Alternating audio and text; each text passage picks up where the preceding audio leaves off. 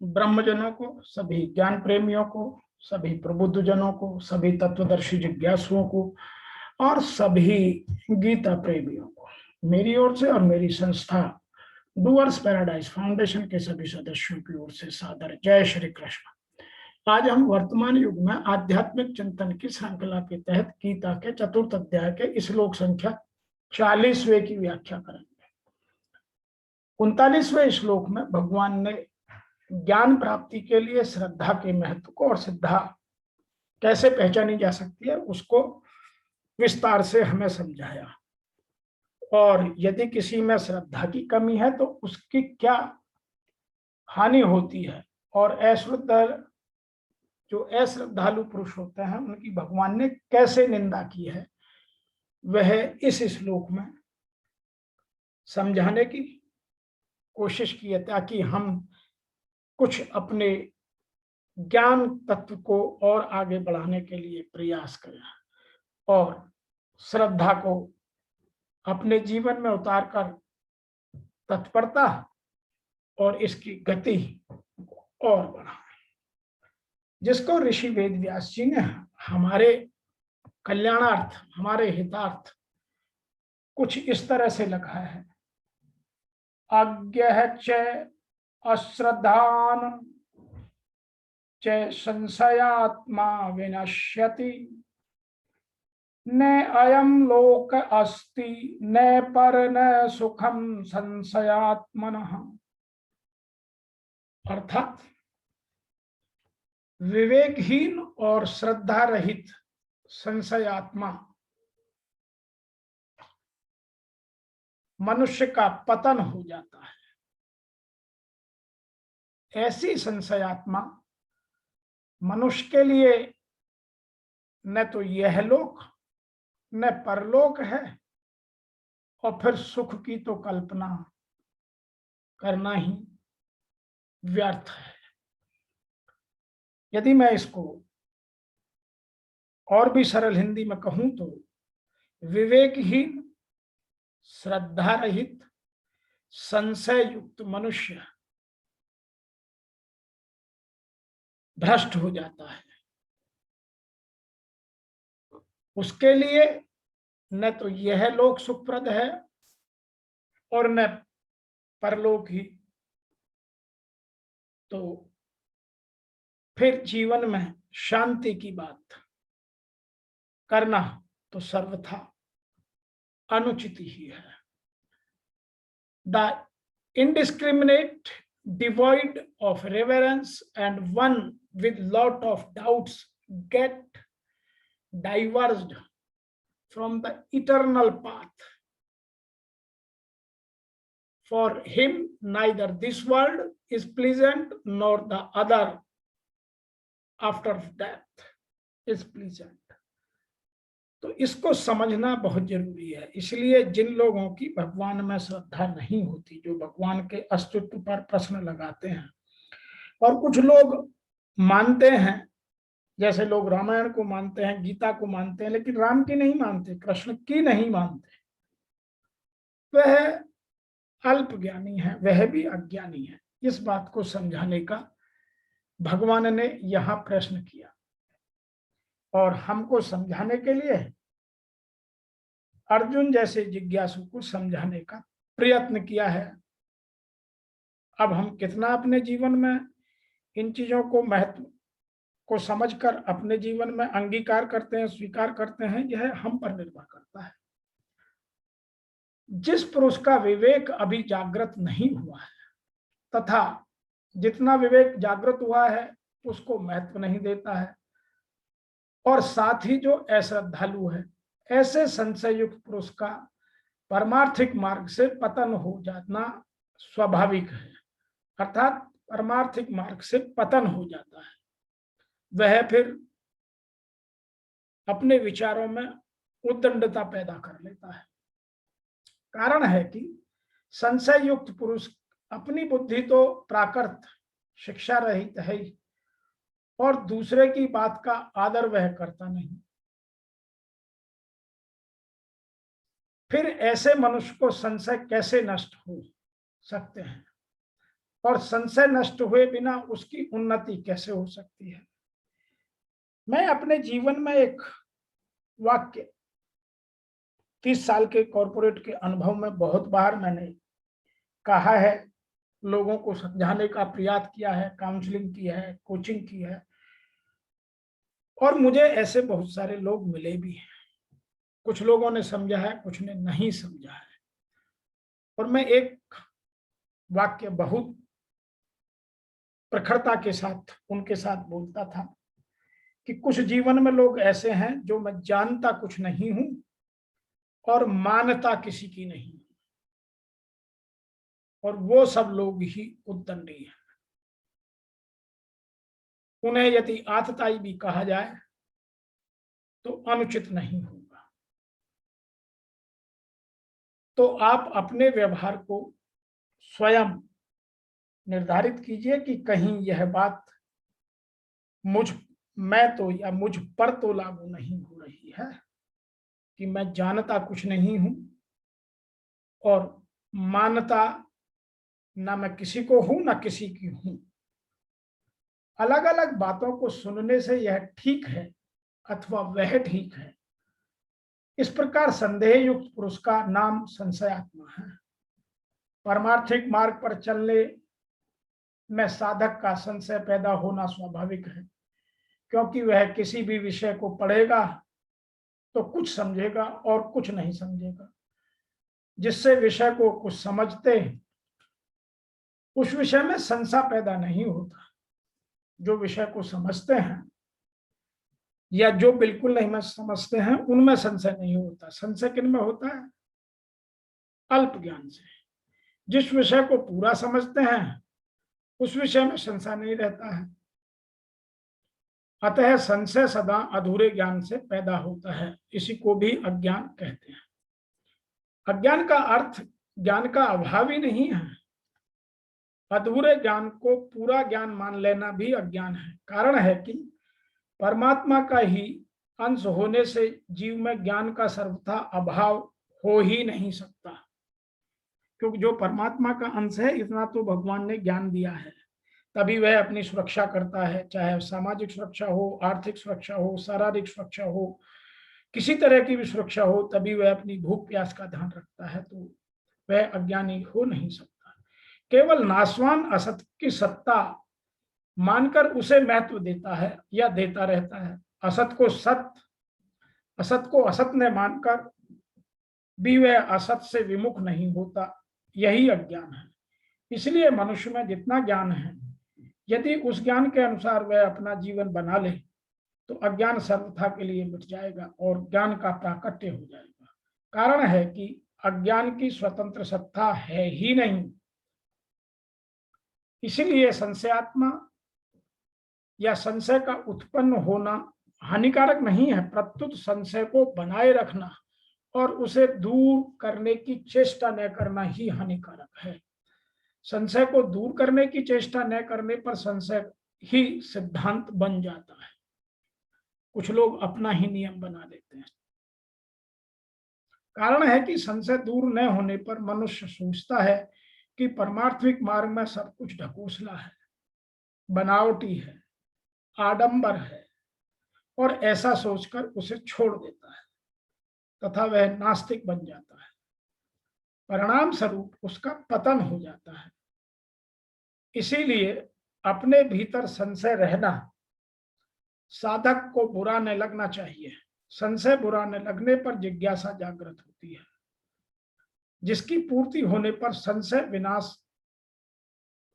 विनाशक ज्ञान की प्राप्ति होती है। साधक का लक्षण है खोज करना। यदि वह मन और इंद्रियों से देखी बात को सत्य मान लेता है और वहीं रुक जाता है, आगे नहीं बढ़ पाता, तो साधक को निरंतर आगे बढ़ते रहना चाहिए। जैसे रास्ते पर चलते समय मनुष्य यह न देखे कि मैं कितने किलोमीटर आ गया, प्रत्युत यह देखे कि मेरी मंजिल आने में अभी कितने किलोमीटर और बाकी है। जब तक वह ठीक अपने लक्ष्य तक पहुंच जाएगा, साधक ही, ऐसे साधक ही यह न संतोष करें, प्रत्युत जिस विषय की अच्छी तरह से जानता हो उसे जानने की चेष्टा करता रहे। इसलिए संशय के रहते हुए भी कभी संतोष नहीं होना चाहिए। प्रत्युत जिज्ञासा की अग्नि को या जिज्ञासा की अग्नि की दहकता या तीव्रता मन में बनी रहनी चाहिए। ऐसा होने पर साधक का संशय संत महात्माओं से अथवा ग्रंथों से किसी न किसी प्रकार दूर हो जाता है। संशय दूर करने वाला कोई मिले न मिले, भगवत कृपा से कभी कभी संशय स्वतः दूर हो जाता है। जीवात्मा परमात्मा का अंश है, यह बात मैं सदैव कहता हूं। इसलिए जब उसमें अपने अंशी परमात्मा को प्राप्त करने की भूख जागृत होती है और उसकी पूर्ति न होने पर दुख होता है, तब उस दुख को भगवान सह नहीं सकते। अतः उसकी पूर्ति भगवान स्वतः कर देते हैं। ऐसे ही जब साधक को अपने भीतर स्थित संशय की व्याकुलता या दुख होता है, तो वह दुख भगवान को असह्य होता है। संशय दूर करने के लिए भगवान से प्रार्थना नहीं करनी पड़ती, प्रत्युत जिस संशय को लेकर साधक को दुख हो रहा है, उस संशय को दूर करने के लिए या उस संशय को दूर करके भगवान स्वयं उसका दुख मिटा देते हैं। संशयात्मा पुरुष की एक पुकार होती है जो स्वतः भगवान तक पहुंच जाती है। संशय के कारण साधक की वास्तविक उन्नति रुक जाती है, इसलिए संशय दूर करने में ही उसका हित है। भगवान प्राणी मात्र के सुहृद हैं, इसलिए जिस संशय को लेकर मनुष्य व्याकुल होता है और वह व्याकुलता उसे असह्य हो जाती है, तो भगवान उसके संशय को किसी भी रीति से, किसी भी उपाय से दूर करने का प्रयास कर देते हैं और दूर कर देते हैं। गलती यही होती है कि मनुष्य जितना जान लेता है उसी को पूरा समझकर अभिमान करता है कि मैं ठीक जानता हूं। यह अभिमान ही महान पतन करने वाला होता है। यहाँ नायर लोकास्ति न परो न सुख है संसात्मन है। इस श्लोक में ऐसे संशयात्मा मनुष्य का वर्णन है जो अज्ञ और अश्रद्धालु है। तात्पर्य यह है कि भीतर संशय रहने पर भी उस मनुष्य की न तो अपनी विवेकवती बुद्धि है और न वह दूसरों की बात ही मानता है। जैसा कि मैंने कहा कि ना तो मैं कुछ जानता हूं और ना ही मैं किसी की मानता हूं। वह स्थिति सबसे खराब स्थिति है। उसके लिए न तो यह लोक है न परलोक है, और सुख की प्राप्ति तो बात करना ही व्यर्थ है। संशयात्मा मनुष्य इस लोक में व्यवहार बिगड़ जाता है। कारण है कि प्रत्येक विषय में संशय करता है। जैसे यह आदमी ठीक है या बेठीक है, यह भोजन ठीक है या बेठीक है, खराब है, इसमें मेरा हित है, इसमें अहित है आदि। तो वह हमेशा इसी क्रम में झूलता रहता है। उस संशयात्मा मनुष्य को परलोक में भी कल्याण की प्राप्ति नहीं, क्योंकि कल्याण में निश्चयात्मिका बुद्धि की आवश्यकता होती है और निश्चयात्मक किसी एक चीज में स्थिर होना है। इसीलिए भगवान ने दूसरे अध्याय में स्थित प्रज्ञ की बार बार बात कही। और संशयात्मा मनुष्य दुविधा में रहने के कारण कोई निश्चय कर नहीं पाता। जैसे मैं जप करूं या स्वाध्याय करूं, संसार का काम करूं या परमात्मा का काम करूं, इसी संशय में वह फंसा रहता है। परमात्मा है या नहीं है, संसार का काम करूंगा या परमात्मा का काम करूंगा, तो दोनों से मुझे क्या मिलेगा। भीतर संशय रहने के कारण उसके मन में सुख शांति नहीं रहती। इसलिए विवेकवती बुद्धि और श्रद्धा द्वारा संशय की इस चीज को मिटा देना आवश्यक है। दो अलग अलग बातों पढ़ने और सुनने में संशय पैदा होता है। वह संशय तो विवेक विचार द्वारा दूर हो सकता है या शास्त्र द्वारा संत महापुरुषों की बातों में श्रद्धा पूर्वक मानने से। इसलिए संशय युक्त पुरुष में यदि अज्ञानता है तो वह विवेक विचार को बढ़ाए, और यदि अश्रद्धा है तो श्रद्धा को बढ़ाए, क्योंकि इन दोनों में किसी एक की व्यवस्था से अपनाए बिना संशय दूर नहीं होता। बाबा तुलसीदास जी ने भी या अन्य ग्रंथों में भी इस तरह का चर्चा रही है। कुछ लोग ऐसे भी लिखते हैं, कुछ श्रद्धा कुछ दुष्टता, कुछ संशय कुछ ज्ञान, घर का रहान घाट का, जो धोबी का स्वान।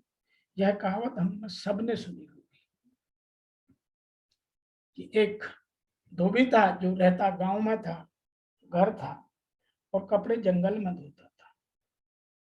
एक बार भगवान ने अपने किसी भक्त को प्रसन्न करने के लिए स्वर्ण की वर्षा की।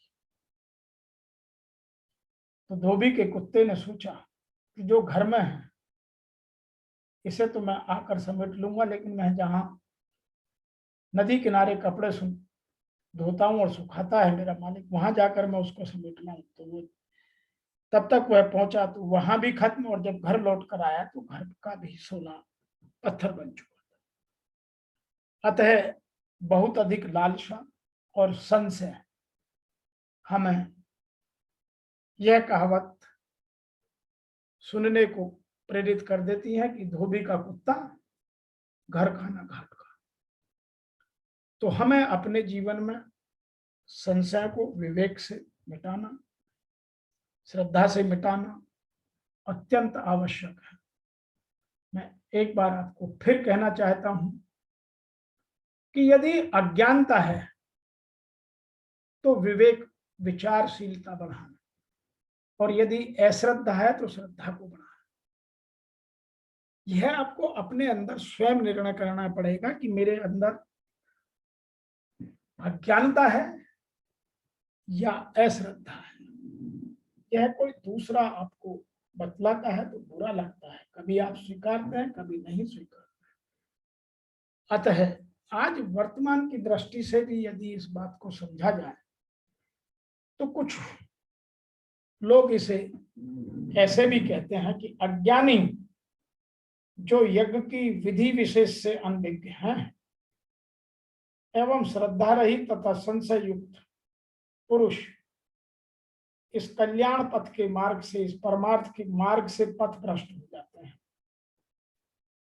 उनमें भी संशय युक्त पुरुष के लिए न तो सुख है और न वह पुनः इस मनुष्य शरीर को पा पाता है, और न ही परमात्मा की प्राप्ति होती है। क्योंकि परमात्मा मनुष्य शरीर उनको देखता है जिनमें देखता है कि तत्व ज्ञान की और जिनकी जिज्ञासा बढ़ रही है। अन्यथा तो 84 लाख योनियों में यह जीव भटकता रहता है। यह मनुष्य शरीर ही है जिसमें हम अपने कर्मों को सुधार कर इस भव सागर से पार हो सकते हैं। और यदि हमने यह भी अज्ञानता में खो दिया तो ना तो हम इस लोक में संतुष्ट रहेंगे और परलोक में तो संतुष्ट होने की बात ही भूल जाए। अतः तत्वदर्शी महापुरुषों के पास जाकर इस पथ के संशयों का निराकरण कर लेना चाहिए, अन्यथा वे वस्तु का परिचय कभी नहीं कर पाएंगे।